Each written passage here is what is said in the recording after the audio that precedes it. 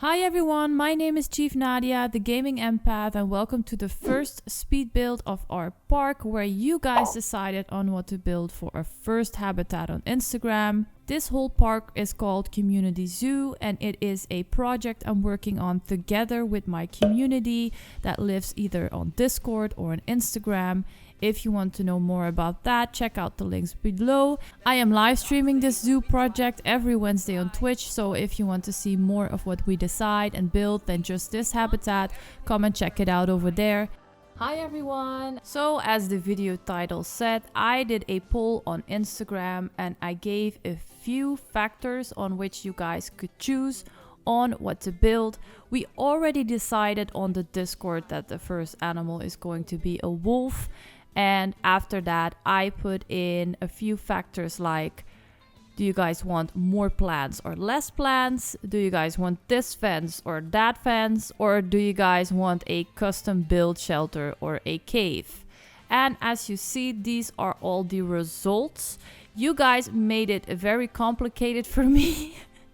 In which I'm going to explain later in the rest of the footage. I hope you guys enjoy. Let's go to the speed build. Alright, I started making this habitat with a sunken in type of vibe area that I wanted to accomplish. And after that I started building a cave. The thing is, you guys, and I'm gonna be honest right off the bat, this cave is gonna change multiple times in the speed build because it was not working out for me. You guys voted for a cave and I really wanted to make a cave and I was failing at it and I was like, why? The thing is that, I don't know why, but I don't like the terrain in this cave. And I also don't really like the texture, and I kind of started to regret why I chose this park, like this savanna type of area, because the ground colors, you cannot really play with them because there is not a very dark terrain color. It's all in the same kind of tones, so it's very hard to do some terrain coloring with them. That's just my opinion though, but I do wanted to let you guys see some things of the cave I've done, but the cave is gonna change heavily in the end, just so you guys know. Also, I decided for myself where the viewing points were gonna be, and I built some more path at the areas where probably a lot of people are gonna stand and watch the wolf. What you're seeing now is one of the staff buildings I made for my blueprint pack. I'm using my own blueprint collection I put on Steam for this park. And this is one of the staff keeper's huts. The whole blueprint collection is called Telia Zoo. If you guys want to check it out, I put a link down in the description, and it basically contains all you need to build your own zoo, and it's all in the same theme. So here I chose the smaller keeper's hut, and what I wanted to do is I wanted to make sure that the keeper's hut was inside the habitat, so it went further than the actual barrier. And when you do that, the keepers will actually be happier because they will tell you, they say in their status that, oh, it's like I have front row view on the habitat, and it actually makes them happier. So it's a really good trick. If you guys want to make me a video about it, let me know down in the comments. Next is I started to make the actual habitat walls. I know I wanted to have a door there. It's close to the keeper's hut, so it would be the most logical place to have it. I struggled a little bit with the pad, but who isn't struggling with the pads in this game? It's like second nature when you play any Planet games. It's just, you gotta have a love for the, some kind of hate-love relationship with the pads. Anyways, so I did that, and I found a way to connect the pad. As you can see, you have to try a lot of different things sometimes before you get to the actual result. Next, you see me adding the barriers, and you guys chose to have wooden barriers and a fence in which we are going to use, but I'm using most of the time here a null barrier. So you guys are probably like, why you asked us to make to choose between barriers and now you're using a null barrier. I know guys, but it will sort it out later. I'm going to use the materials that you chose. I promise. What I do realize is when doing this challenge is that you have in your head a little bit of like how it is going to be, and you visualize it and you choose certain factors that you think is cool for people to vote up on. And then afterwards you're like, oh, you know, maybe I shouldn't have let people choose that because it's an obvious choice. We cannot do that. For example, with nature, I let you guys choose a lot of nature or less plants. You're a lot of plants or less plants. Well, wolves, technically, they can hold a lot of plants. You know, they are not scared of plants. You can place a lot of plants in it. But at the other side, if you have a smaller habitat like this one and you put a lot of plants everywhere, then the people are not going to be able to see the wolves. So, but yeah, this is the first time I'm doing this challenge, and I did enjoy it very much on Instagram when you guys all voted. I am very, very happy. There was such a big response on it, and I think it's also good for your creativity to challenge yourself sometimes, especially with challenges like this. So here you see me using the materials you guys chose. It's the same wooden material as you have in the habitat barriers. And I'm using it in a different way. I made like a construction that I could copy over and over. That was on the side, on the upper sidewalk or the upper viewing platform for guests to look at.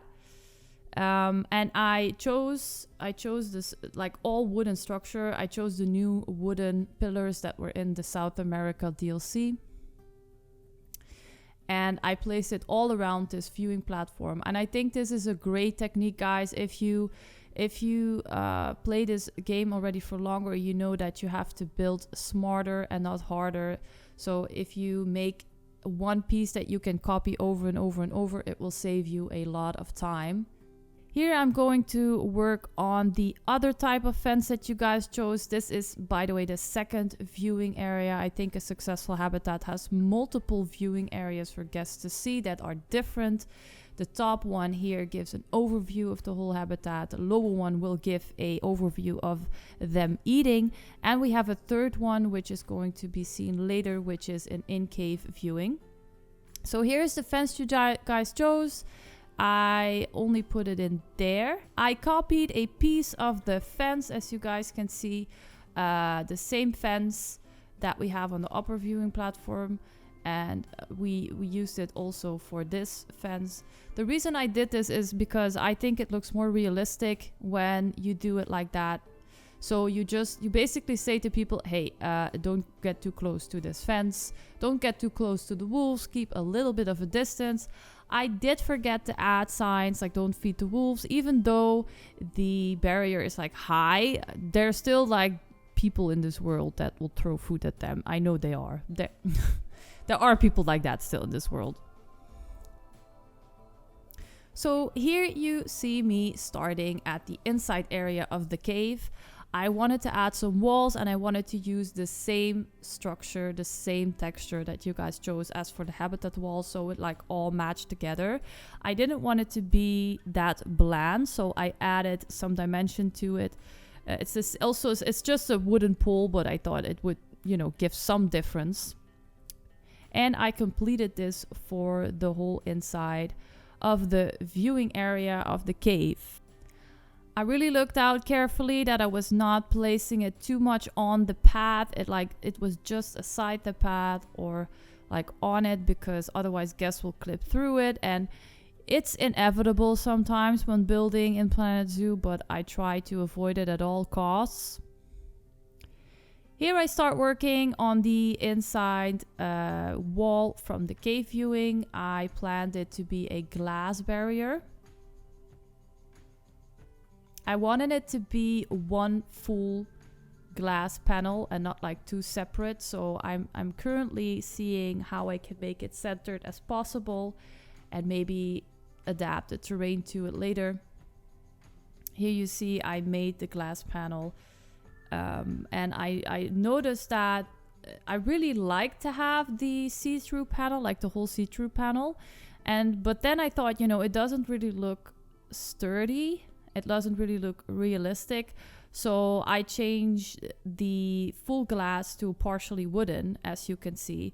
But that also doesn't stay. I changed my mind later, but I still show you guys these parts because I think it's sometimes nice to see someone's thinking process. Here I decide in which path I'm going to use, which is this like wooden little pieces path. I don't know how it's called in English. I'm so sorry. For the people that don't know yet, I'm Dutch. I don't know all the words in English, but if you do, you guys, then please note it down in the comments. In here, I've seen some YouTubers do this lately, and I'm obsessed with it, using the glass panels in the ceiling. I think it is amazing, and I really wanted to do this as well. I chose an orange color. Now, I don't think orange in this park is the best design choice of my life. I just think that, but our logo, our branding is purple and orange. And since this is a community zoo, I will use purple and orange, but I'm using mostly purple. And, you know, now for the ceiling, I used orange. And here you see me adapting the fence that I already made with some wooden fencing around it. I thought that would make it look more sturdy. I also added a non-climbable piece at the top.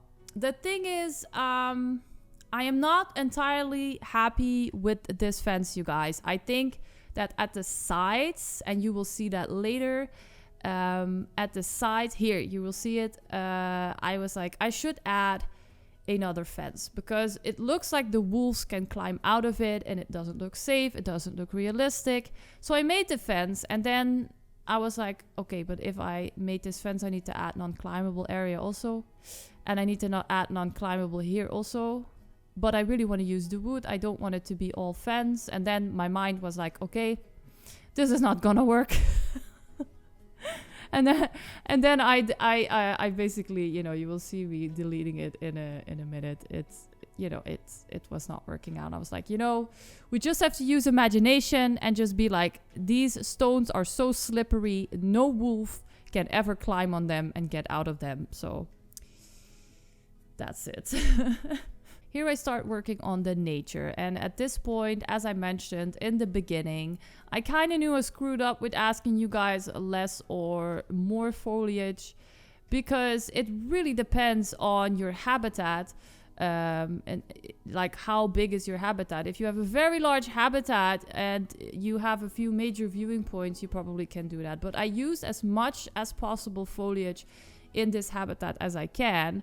Well, you know, if you guys have voted less foliage, then I think I wouldn't even use any foliage at all and just left it open. So I hope you guys agree and are happy with the choices that I've made with the foliage in this habitat. I couldn't like be completely like treated like a forest with a lot of trees, because that would be bad for the viewing points. I also added some trees that they like chopped down, and I really like those kind of little details. I think those chopped down trees are a very underrated object in Planet Zoo, you guys. Don't forget to use them as well. It adds something to the realism, because it happens that sometimes when they make a very habitats that complement the environment, that they had to cut down a few trees for people in order to be able to view what is inside the habitat.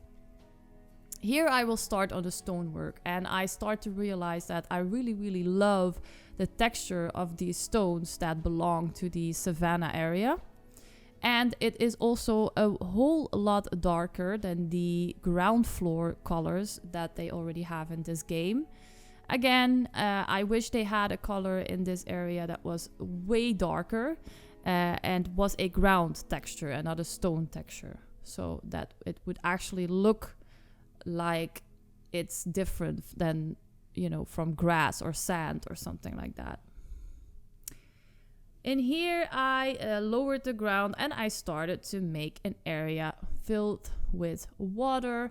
I thought it was a great thing to add, because I always like to add water as a drinking place instead of a regular water fountain, because yeah, it just looks more peaceful, it looks more natural, and I like that type of habitat. And in here, there was this tiny piece of terrain that just wouldn't go away, and at this point it was annoying me so much. I was like, this cave is not working, this piece is sticking out, I am going to delete everything.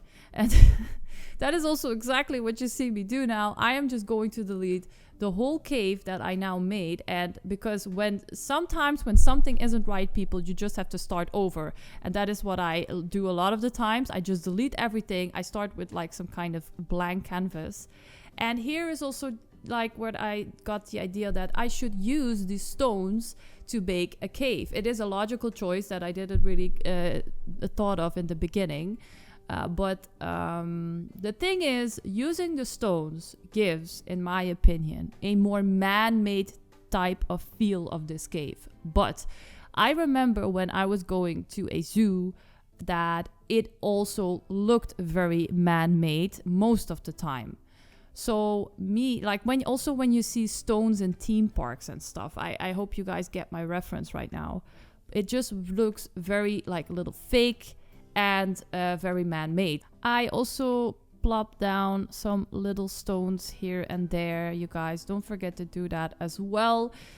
Appreciate the little stones just as much as the big stones. Use them as well in your zoo, just as using the chopped down trees as well as the full grown trees. I used a combination of flat stones and thick stones, and yeah, it was basically really like looking around, seeing what works or not with every single stone. And in here I also realized that a full glass panel looks way prettier than using a glass with the wood. And I figured that I was going to make it look more sturdy at the bottom later. And it also made the habitat way more looking secure for some reason. The wolves doesn't seem to get out that much anymore. I also added some coolers because technically the area is too hot for the wolves to live in. So I lowered the temperature a little bit. I still kept it on the higher side, but within their reach, within what they can handle. I also started to plop in some enrichment items. I really like to incorporate the enrichment items into the design of the habitat. For example, the feeder, I put that of course at the viewing platform that has the most sight on the feeding area, and it placed them in the center. I made it like look complementary with the rest of the area. Also, this feeding platform, I didn't left it untouched and just plopped it in there. I added a border to it and make it, you know, that these little details I think just add some more to the completion and the total overview of your park. But in my head I'm always like, where do you see like just a plate like that just plop down there? It's always like in some kind of trench or wooden structure. In here I was placing the wolves in. I had a total of 5 wolves, and then I noticed that the habitat was actually too small for 5 wolves. That might make my perfectionist brain very sad. But then I was like, okay, this is not a point where I need to just remove everything and start over, because then this video would it even be up for the next coming 2 weeks. But I just accepted the fact that they are in the orange. Their overall wellness was still in the green. And what you see here are my custom cooler covers or heater covers, which are also from my Tilia blueprint collection. I also used a viewing point landmark. I made a few landmarks for my blueprint collection, and one of those is made by one of our community members, Pippi. And Pippi did a very good job at making binoculars. I couldn't make them, so thank you very much, Pippi. I also added some lights, a thing that people most of the time forget. Here in Europe, especially in fall and in the winter, it can get pretty dark pretty early. So don't forget to add lights also in your parks, at least if that is what you want. But It also adds something to the realism and makes sure that even at night times that guests can see the animals. And here I actually started on the last attempt, the right attempt of the backside of the cave. I just said to myself, okay, what do you want? What do you don't want? Well, I do want to have the orange ceiling back.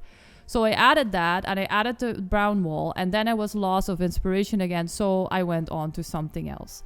And that is I made some kind of a wheel. You guys will see later. But since the start of building this habitat, I had this vision in my head of this bow kind of, not a bow, like a half of a circle that was sticking out in the middle of the habitat. And it just existed in my head, and it wasn't going away. And I thought by myself, if it isn't going away, then I should build it, you know. So I first laid down every piece of like plank that I had, like longer planks, shorter planks, colorable or non-colorable. And I started to see which planks would make sense placing them next to each other, like color-wise. And I also looked at where the axis was placed, because if you want to rotate something, the placement of the axis is of course very important. And eventually you'll see me here deleting some planks, and I eventually chose to have two different type of wood structures that are more on the color, cold color toned, and one purple that is again in our branding colors. I was thinking about adding that wolf with the leaf, because the orange is also in our branding and it's a wolf habitat. But then I was like, no, it's too much, Nadia. Chill, just take a seat. Don't do too much. This is enough. So here you see me making the circle with all the wooden pieces. I really love this technique, and you can make such beautiful like arty artifacts with it, and domes, and you know, there's so many tutorials already about domes. These are just really beautiful. And you know, making a half, I just needed half of a circle, so I had to delete the rest. I did try something else with that orange beam that you see, but it wasn't really working out. And here you see me added it at the top of our habitat. I'm all about the views, people. I think if you are at a certain viewing point, it just has to be right. The views has to be right from all angles, especially on the viewing points. And so it took me a while before I added it in. I thought it has to look a little bit realistic, even though it is such an artsy artifact. I don't know how I should call it. It does need to look like it actually can exist. And in here, I of course also added some lighting on it, that even in nighttime, the new, let's just call it a wheel, the wheel looks good. Then back to the cave. Here we are again. The cave. Okay, the cave. The cave, I added another type of ceiling on top of it, because I didn't like the orange glass panels from above. I thought like you would never see that in real life, like just glass panels. Like it has to look like it's more sturdy, more covered, more safe. So I added another type of roofing at the top that I also used in the other buildings made in Community Zoo. And then I was like, you know, I think I should just complete this whole other side with stones as well. To basically do the same with terrain, but then with the stones. And I must say that worked out well. It was a lot more effort than I had to put in with terrain, but it looked way better than the terrain. And that is, again, mainly because I don't have the right terrain paint, in my opinion. I also added some stones at the side of the paths. So you see me going in to the inside as well. I added some at the sides of the viewing glass. Here I am going to see if there is something that I can use to put at the bottom side of the glass panel that is inside the cave to make it look more sturdy. Because where would you see a glass panel that is just a glass panel? You know, there's nothing like below that sticks in the ground to that, you know, to make it look more sturdy. So I did that, and I chose purple again. so it was complementary to the rest of the habitat. And I used the steel, the steel,